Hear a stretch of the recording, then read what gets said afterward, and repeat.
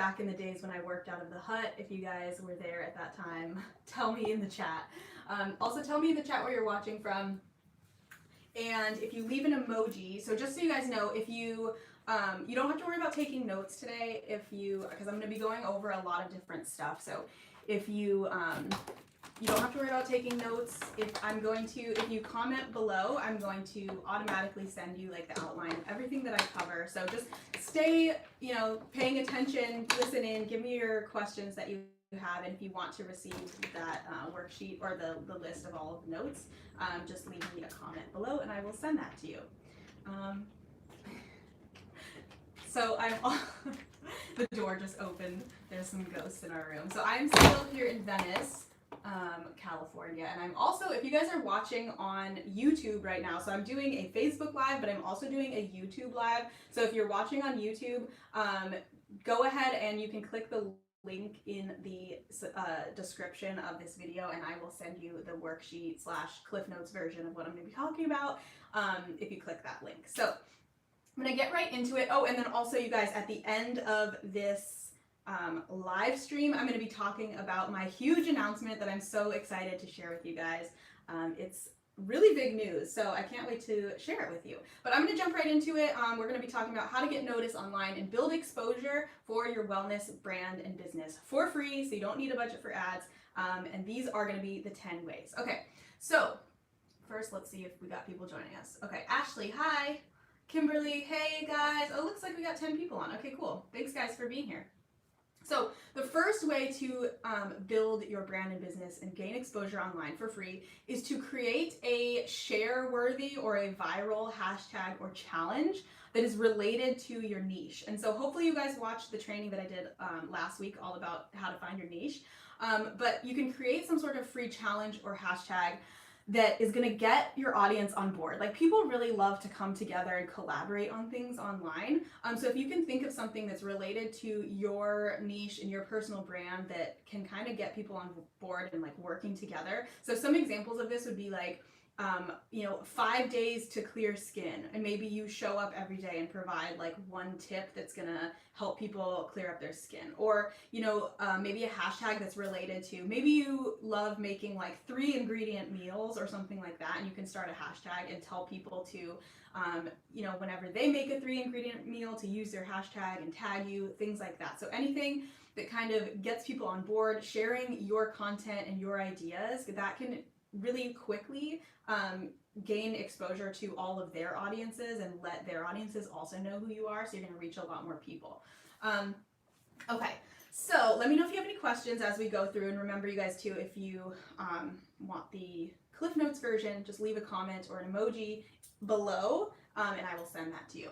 So next, number 2, to create exposure and generate buzz online for free is to so find somebody that and you can even look at like your quote unquote competitors. I believe 100% in collaboration over competition, but if you look at people who maybe have a similar niche as you, or you would maybe even consider as a quote unquote competitor, but let's say you love their content, you love what they're doing, you think they're amazing, do an Instagram story or write a blog post or give them some sort of shout out where you're telling your audience, like, look, if you like my content, you're going to love what this person's doing because they are talking about X, Y, and Z. It's such a nice way to like spread the love and, share somebody else's content and really provide even more value for your audience. But also, an added bonus is potentially then maybe they will repost your post about them reaching their audience. So obviously you want to not do this with any expectation that they're going to do that.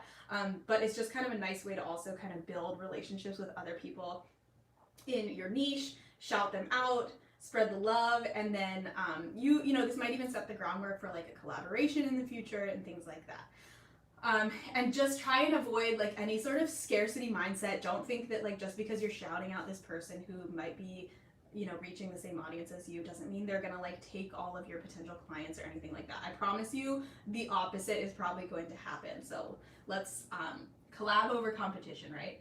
Okay, so number 3 is to share amazing free content. And I talk about this all the time, but think about things like what I'm doing right now. I mean, hopefully you guys think this is amazing, but any sort of content that's really relevant to your ideal audience, that could be a Facebook Live, it could be an IGTV, it could be Instagram stories even.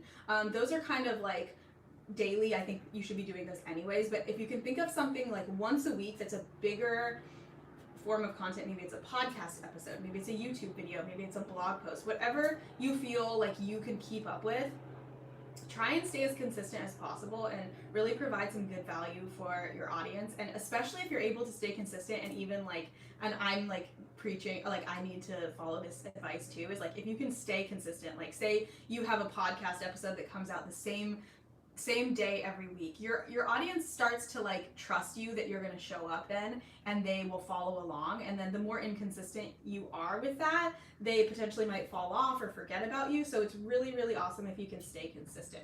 And if you need ideas for like what to talk about in these pieces of content, whether it's a blog post or a video or whatever you feel comfortable with, just think about the frequently asked questions that you get from your audience. You probably, even if you're just starting out, there are probably questions that you get asked over and over and over again that you feel like a broken record answering. So start there. And also if you don't have any audience or you've never had any previous client experience, just think about the questions that like your family or friends ask you all the time. Because if you're starting a business, you are, even if you don't feel like it, you are an expert in something. At least you're more of an expert than those people. So think about what they come to you and ask you about.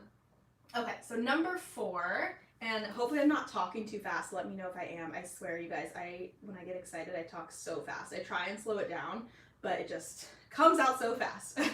Okay, so number 4 is to share your why. So if you're starting your business, share the reason why you started your business with your audience.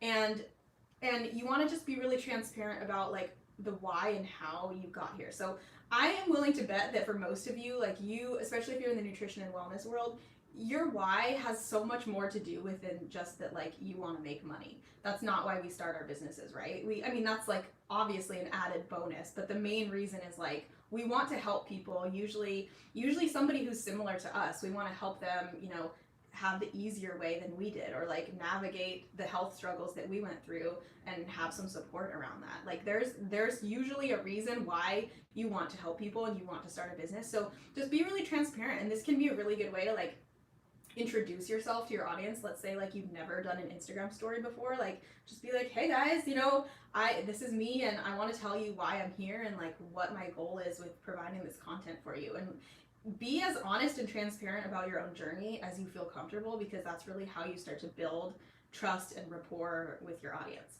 I'm going to take a sip of water. So let me know if you guys have any questions right now. Cool. Hi, Caroline. Awesome.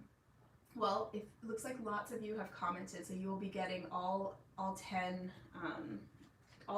things that I'm covering today. You'll get in like a worksheet format.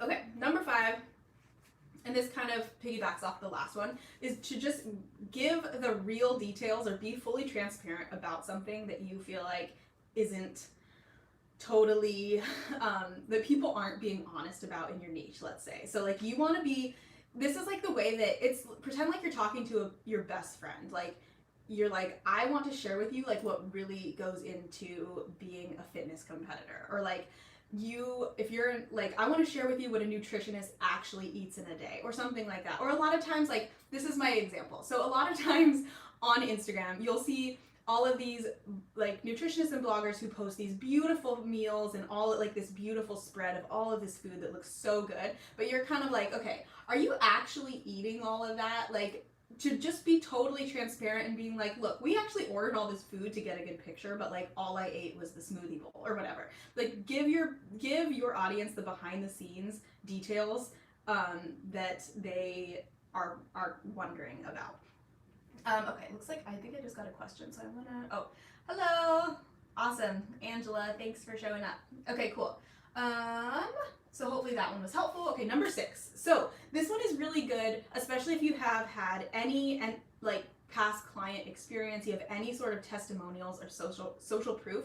And also don't worry if you've never actually had like a paying client before, even people that maybe you have helped in some sort of way. Like hopefully you've at least gotten some sort of feedback, maybe in an Instagram DM, let's say, of somebody being like, hey, thank you for sharing this tip on X, Y, and Z. It really helped me. You're awesome. whatever. Like, you want to screenshot and save all of those sort of, whether it's a testimonial or it's just a nice DM or an email, anything like that, or if you can reach out to past clients and have them write you a testimonial, or a video testimonial is even like the gold standard, but anything like that, start screenshotting those messages and comments that are like tooting your horn and save them in a folder on your phone so that, you know, when you're looking for content to post, even like once a week, you can share a couple of those like testimonials and nice little messages to just remind your audience that, number one, you really help people, you can help them, and that social proof is never a bad thing. That's always a good thing. And you can share them multiple times too. Like, you have to remember that just because you share a testimonial one time doesn't mean that your whole audience has seen it. And also things like that, I think we kind of get self-conscious that like, oh, if we keep tooting our own horn or like sharing these wins that we've had, or like flexing and showing people how great we are, like they're gonna unfollow us. That doesn't happen. I mean, very, very rarely that will happen. If people will just skip through them. So think about how you react if somebody else were to do that. Obviously, you don't want that to be like your entire content, but when you're following all these steps, this is just going to be a small piece of it. It just reminds people who you are, what you do, and that you're a badass and you actually help people. Okay. Number 7 is to, and this is one that I use in my business all the time, even now, is to create buzz in your business. And this especially works really well if you're about to launch something, or you're trying to sell something, whether it's one-on-one client consultations, a course, an ebook, a program, is to create a VIP list or a wait list, or, you know, have some sort of limited coaching spots. Like, you want to totally just lost my train of thought. You want to offer something that's going to increase urgency and get people off the fence. So whether that's like, okay, you know, if you enroll during the early bird, you know, dates for my course, you're gonna get $200 off the price because I want action takers in my course. Or like, you know what, I only have 10 coaching spots available, so it's first come, first serve. Like, if you sign up with me, you're gonna get locked in, but then if you wait, you potentially are going to miss out. Anything like that. Or even closing the doors. So sometimes I do this on my courses too, where like it'll only be available. I do this with Online Course Academy because it's very highly sought after. It's only open for like 2 weeks, a couple times a year. So it's like you get in then, or you have to wait, you know, potentially another 5 to 6 months to enroll in the course. And this really gets people excited. And once you open the doors, they're like, I'm in because I don't want to miss it. I missed it last time. And it's a really good way to just make people excited about the opportunity and get them off the fence and inside your course, or, you know, become a client of yours, things like that. Okay, number 8, and this one is to do an in-person event. And so this is something that has been I'm actually kind of sad about the fact that I haven't been able to do anything like this since I've been traveling, because it's just been like impossible to coordinate, and I don't really know who is in that, you know, country that I'm in. But even if you have a completely online business, an in-person event is such a good way to like build trust with your audience, because if you see somebody, let's say you see them do a talk in person, that something about being in person really solidifies that trust and that bond with them. Like, they are going to follow you online so much closer after they've seen you in person versus like if they only ever just follow you online, because they feel like, oh my gosh, you're a real person, you're not just like somebody online who's, you know, perfect and making videos and like doing all this great stuff. Like, you can maybe even talk to them when you do an in-person event, and it's just a really good way to build that trust. You can even think about this, like an example that I have is like, if you maybe you love somebody's music, but then after you go see them in concert, you like love them 10 times more. At least that's how I have felt every time I've gone to a concert. Even songs that I was like, yeah, I don't really like that song, like after I've seen it in concert, I'm like, oh, I fucking love that song. Like, that person is amazing. So in-person events, if possible, definitely do that. Definitely do that. And then, okay, so let me make sure I have no questions right now. Okay, I'm gonna actually get to the questions at the end so I can get through all of these, because I've got 2 more. So number 9 is to slide into the DMs of other people online and build relationships with no expectations. So something that I've been doing lately that works really well, and here I'm not talking about necessarily, you know, other competitors or people that are, you know, you want to like promote you or anything like that. I'm just talking about like people that like you see that you got a new follower and you click over to their profile on Instagram and you're like, oh, like this looks like somebody I would totally jive with. Which, side note, that isn't that such a benefit of Instagram now, is that you can like look at somebody's profile and be like, we would definitely be friends in real life. So just what I've been doing is like kind of vetting people that follow me and looking at their profile and being like, this person, like this looks like a cool chick. I'm gonna send her a voice message and be like, hey, I saw that you love traveling too, or that you're in Bali and we have such and such in common. I'm so excited to like connect with you and thank you for following me. It's such a small thing that literally takes less than 10 seconds. But every time I've done that, the response that I get from the person is like, oh my gosh, I can't believe you took the time to like send me a voice message. And I've created some really genuine relationships that way. And it's all about networking. Even if you have an online business, if you're able to network with people, it's just so key. Because it's, I mean, for future just friendships, but also business referrals. Like they know that you, like for example, we've built this relationship and now they follow me closely and know that like, you know, if they have a friend that wants to build a nutrition business, like I'm their girl, they're gonna send them to me. So it works really well, and it's just something really genuine. I think in the days of, you know, a lot of things being automated, which don't get me wrong, I love automations. Like if you get my freebie by leaving a comment below, it's automatically gonna send into your messenger and it's like the Rebel Nutrition bot, so it'll chat with you. You can also chat with me in there, but you have to like specifically ask to talk to me because it's all automated. So that's great, but in the world of all of that automation, you know, it can also be really nice to like sometimes have a real genuine connection with somebody. So just keep that in mind.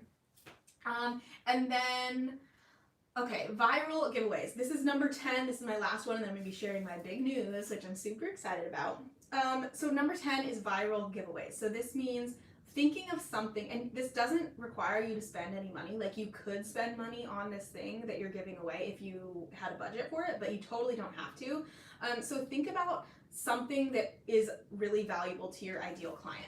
And you want it to be specific to whatever, you know, your paid offer is. So for me, something that has worked really well is if I'm doing any sort of viral giveaway, I will do like a scholarship into one of my courses, because the point of the viral giveaway is not necessarily to just like reach 1 million people. I mean, yeah, that would be great, but like say the example of you're giving away like an iPad. Who doesn't want an iPad, right? But you don't want to be attracting every single person. You want to be attracting a specific type of person. So if you can do a giveaway of, let's say you have a course, you could do a scholarship into your course. You could do a one-on-one coaching session with you, because you're only going to then be attracting people who actually want to have a one-on-one coaching session with you. You're really vetting like the interested people and not just like reaching everybody.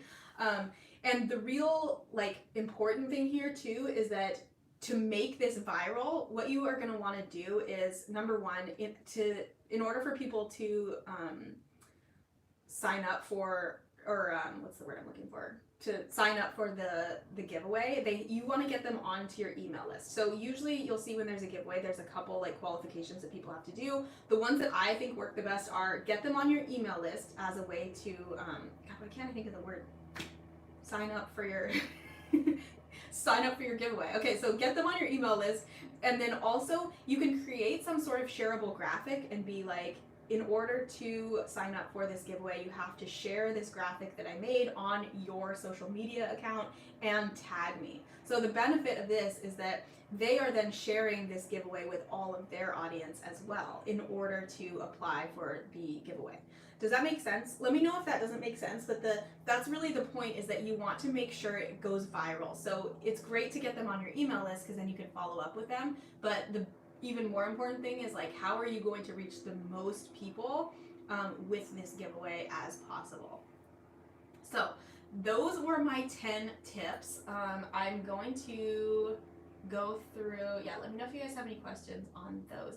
I'm going to share my big news now, and then I will go answer all of your questions that I got. It looked like there was a couple of them.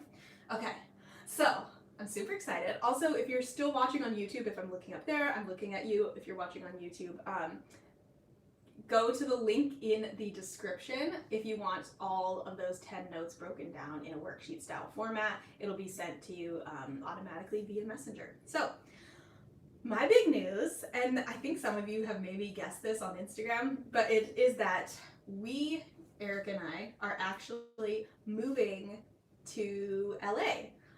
So this doesn't mean that we are stopping traveling. It just means that we are actually going to have a home for the next year, which is really exciting.